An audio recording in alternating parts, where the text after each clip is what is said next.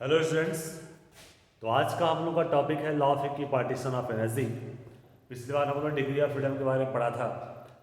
तो स्टेटमेंट यहाँ पर मैंने लिखा हुआ है law of equipartition of energy के अकॉर्डिंग कि इन एनी डायनेमिकल सिस्टम, किसी भी डायनेमिकल सिस्टम जो कि थर्मल इक्विलिब्रियम में है, the energy distributed equally among its various degree of freedom, यानी कि हर डिग्री ऑफ फ्रीडम के साथ जो एनर्जी है वो इक्वल डिस्ट्रीब्यूट होती है और जो एनर्जी डिस्ट्रीब्यूशन है वो इक्वल टू होता है हाफ केवीटी पर मॉलिक्यूल। तो सिंपल सा स्टेटमेंट यही है कि अगर कोई डायनेमिकल सिस्टम थर्मल इक्विलिब्रियम में है, उसका टेम्परेचर कांस्टेंट है, तो पर मॉलिक्यूल जो डिग्री ऑफ फ्रीडम डिस्ट्रीब्यूट होगा that is always equal to 1/2 into k v into t. K v is a Boltzmann constant. Okay, तो इसको प्रूफ करने के लिए हम लोग मोनोएटॉमिक गैस मॉलिक्यूल को सपोज कर लेते हैं जो कि थर्मल इक्विलिब्रियम में है। और काइनेटिक इंटरप्रिटेशन ऑफ टेम्परेचर जो हम लोगों ने पढ़ा है, उसमें हम लोगों ने पढ़ा था कि एवरेज काइनेटिक एनर्जी जो मॉलिक्यूल्स की होती है it is just equal to half M v bar square equals to 3/2 k we T. तो ये चीज हम लोगों ने पढ़ा था काइनेटिक इंटरप्रिटेशन ऑफ टेम्परेचर में कि average kinetic energy of gas molecules this just given by half M v square equals to 3/2 k v t, जहाँ पर वी बार स्क्वायर जो है मीन स्क्वायर स्पीड है गैस मॉलिक्यूल्स का, और गैस मॉलिक्यूल्स रैंडमली मूव करते हैं, एक्स वाई जेड के अलॉन्ग मूव कर रहे हैं, फ्रीली मूव कर रहे हैं। तो इस वजह से यहाँ पर ये लिखा जाता है कि v bar square is just equal to v x square plus v y square plus v z square. This is the value of v bar square over here. Okay, तो अब इसको हम लोग क्या करेंगे, मॉडिफाई करेंगे थोड़ा सा, और मॉडिफाई करके इसको लिखा जा सकता है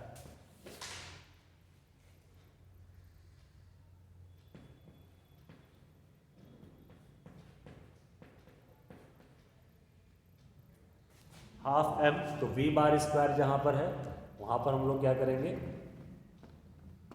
थोड़ा सा कैमरा मैं शिफ्ट कर देता हूं ताकि आपको दिखे।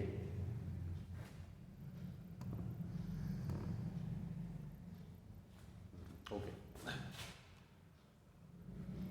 तो वी बार स्क्वायर की जगह पे हम v x bar square plus v Y bar square plus v Z bar square लिखेंगे।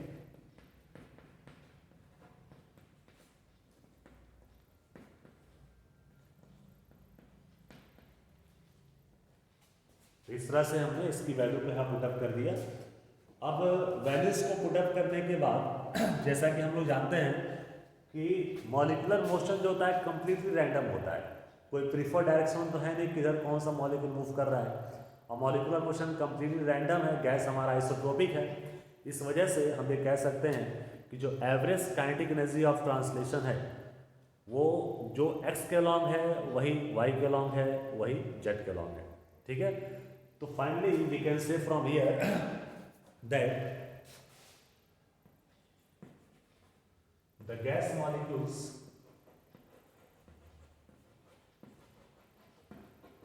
are in random motion,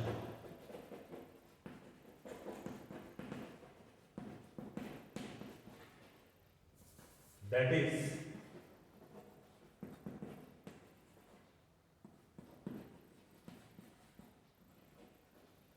there is no preferred direction.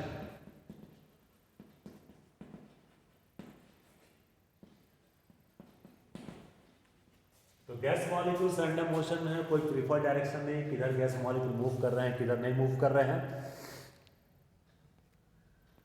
तो इस वजह से हम ये कह सकते हैं कि जो एवरेज काइनेटिक एनर्जी है वो तीनों एक्सिस के अलॉन्ग सेम होगी। Therefore half M we x bar square equals to half M we Y bar square equals to half M V Z bar square. तो average kinetic energy of translation जो होगी पर molecule तीनों axis के along क्या हो जाएगा, same हो जाएगा, जैसा हम लोग यहाँ पर लिख सकते हैं। Therefore, finally, this implies that अब तीनों एक्सिस के अलॉन्ग जो एनर्जी है average kinetic energy gas molecules को इक्वल है। तो इस बेस पर हम ये लिख सकते हैं कि half M we x bar square और ये 3/2 केवीटी है। तो अगर कंपेयर करें इस इक्वेशन को ये लिखा जा सकता है half M we x bar square equals to half M we Y bar square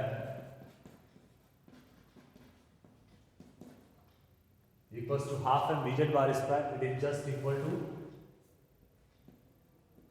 half k v into t. Okay, तो इस तरह से हम लोग ये लिख सकते हैं यहाँ पर कि तीनों के अलॉन्ग एनर्जी का डिस्ट्रीब्यूशन बराबर होने की वजह से, एवरेज एनर्जी का डिस्ट्रीब्यूशन बराबर होने की वजह से half M we x bar square half k bit की इक्वल हो गया, half M we Y bar square भी हाफ के बिट की इक्वल हो गया, और half M V Z bar square भी हाफ के बिट की इक्वल हो गया। इस तरह से एवरेज एनर्जी जो है जैसा कि हमने स्टेटमेंट यहाँ पे लिखा हुआ है कि एनर्जी का डिस्ट्रीब्यूशन जो है वो इक्वल है, and energy associated with each degree of freedom in thermal equilibrium for a particular gas is always equal to half k v t, जो कि यहाँ प्रूफ हो जाता है। ठीक है, तो इस तरह से हम लोग law of equipartition of energy को यहाँ पर बहुत ही सिंपल तरीके से यहाँ प्रूफ कर सकते हैं।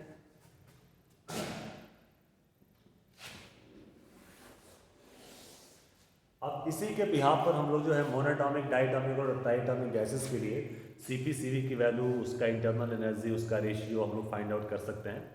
तो नेक्स्ट वीडियो में हम लोग इसी टॉपिक को आगे डिस्कस करेंगे, specific heat capacities for monoatomic, diatomic and triatomic gases. तो अब जो है कि स्पेसिफिक हीट को भी हम लोग आगे डिस्कस करते हैं।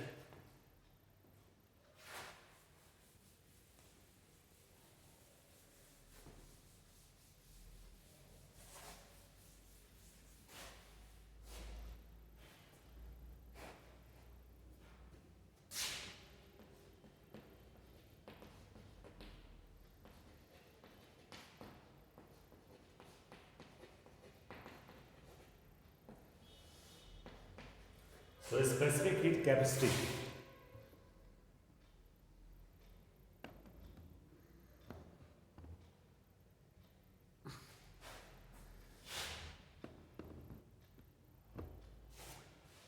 So specific heat capacity for mono, di and triatomic gases.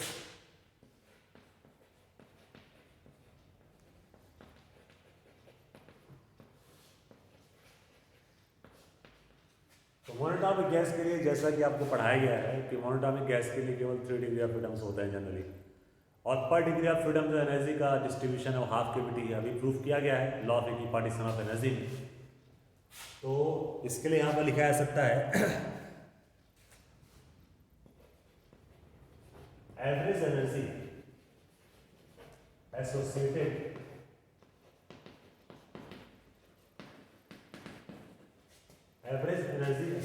with monatomic gas.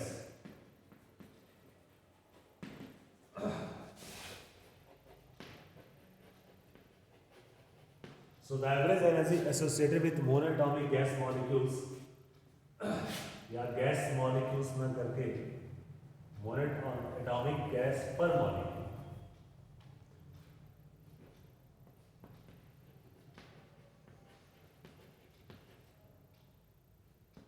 तो मोनोटॉमिक गैस पर मॉलिक्यूल जो एवरेज एनर्जी का डिस्ट्रीब्यूशन है यहाँ पर हम ये कह सकते हैं, क्योंकि 3 डिग्री ऑफ फ्रीडम से यहाँ पर है और पर degree of freedom energy half KVT है, तो ये हो जाएगा 3/2 केवीटी, 3/2 केवीटी यहाँ लिखा जा सकता है। और इसके बाद हम लोग यहाँ पर क्या करेंगे कि ये पर मॉलिक्यूल के लिए है, और हम लोग यहाँ पर जो है इसको 1 मोल के लिए फाइंड करेंगे, और 1 मोल। तो अगर हम लोग 1 मोल के लिए यहाँ पर फाइंड करते हैं, तो 1 मोल के लिए यहाँ पर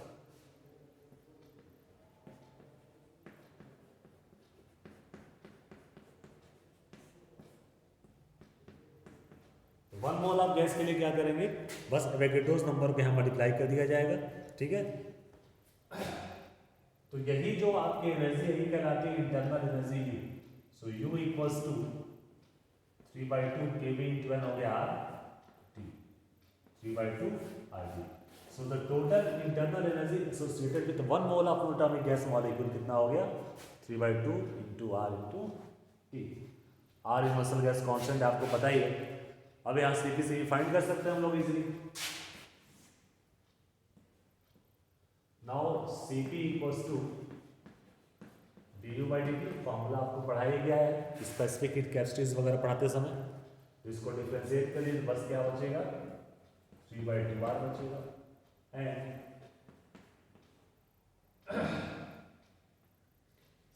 यहाँ से फाइंड कर लेंगे आप लोग, तो Cp और Cv दोनों के यहाँ से फाइंड करके फाइनली यहाँ पर रखा जा सकता है। वैसे तो फॉर्मूले में Cp equals to Cv plus R होता है,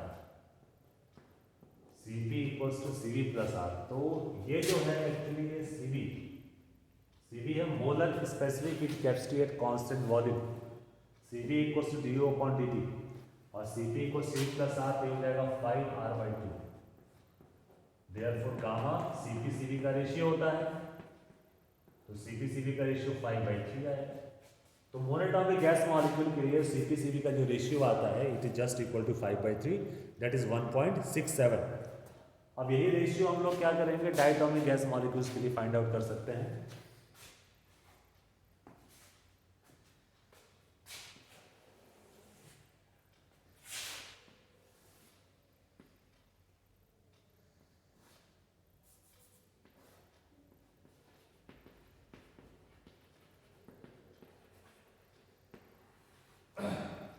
अब देखिए डायटोमिक गैस में क्या है, ज़्यादा कुछ मेहनत नहीं करनी है हम लोग को।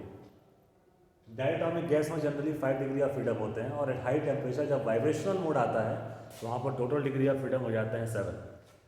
तो इसी में बस यहीं पर मोनो की जगह पे लगाता हूँ मैं diatomic average energy associated with diatomic gas पर मॉलिक्यूल इज जस्ट 5/2।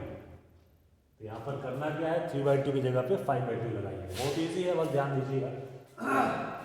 1 मोल के लिए एवोगैड्रो नंबर से मल्टीप्लाई कर देंगे तो ये हो जाएगा 5/2 RT।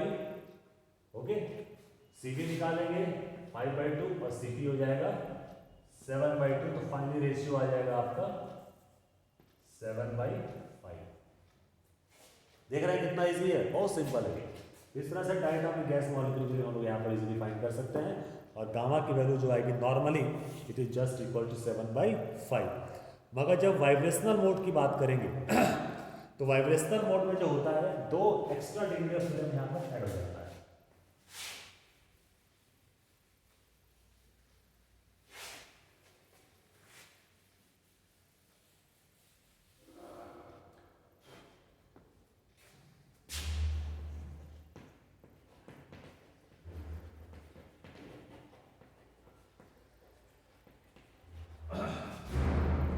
तो इन वाइब्रेशनल मोड, तो डायटोमिक गैस मॉलिक्यूल्स की बात करें तो वाइब्रेशनल मोड में जो होता है the molecules have 2 additional degree of freedom.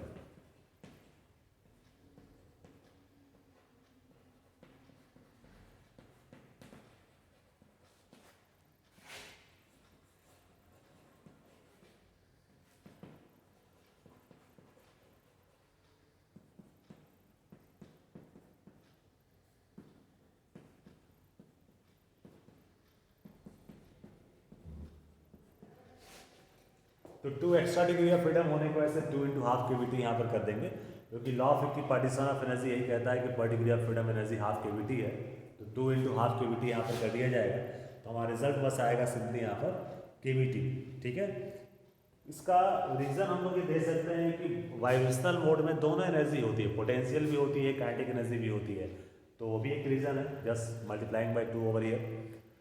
तो टोटल जो एनर्जी यहाँ पर आएगी हमारी, तो यहाँ पर जैसे 5/2 केवीटी लिखा गया है, तो 5/2 केवीटी में हम लोग क्या करें, केवीटी को ऐड कर देंगे। और ठीक है, तो यहाँ पर थोड़ा सा रिजल्ट हमारा चेंज कर जाएगा। देयरफॉर अगर हम लोग फाइंड करते हैं Cv,